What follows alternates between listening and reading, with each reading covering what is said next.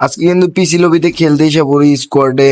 তো আমার কিন্তু নেমে দুটো প্লেয়ার ডাউন হয়েছে, হ্যান্ড আমি কিন্তু একটা অফলাইন প্লেয়ার পেয়ে যাই। তো এই প্লেয়ারটাকে কিন্তু হেডশট দিয়ে ডাউন করি অ্যান্ড ক্লিয়ারও করি হেডশট দিয়ে। এটাকে মারার পর সামনে আসতে না আসতে কিন্তু আরেকটা প্লেয়ার আমাকে ফায়ার করে। তো এটাকে কিন্তু মোটামুটি টাইপের কয়েকটা ড্যামেজ দিয়ে দেয়। ড্যামেজ দেওয়ার পরে কিন্তু আমি কিন্তু ব্যাক সাইডে ঘুরে আসা ট্রাই করার পর কিন্তু ও আমাকে রিয়েল পিক দিয়ে দেয় অ্যান্ড আমি কিন্তু এই চান্স একটা হেডশট মেরে ডাউন করে দেই।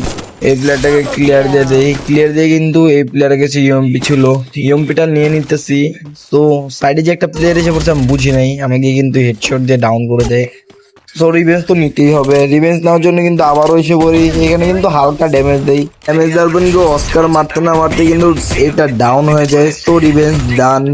পিকেতে ঘোরাঘুরি করতেছিলাম, এখানে কিন্তু দুইটা এনিমির সাথে দেখা হয়ে যায়। তো আমি কিন্তু গুলেল ফালিয়ে কভারে চলে যাই এন্ড এখানে একটাকে হেডশট মেরে কিন্তু ডাউন করে দেই।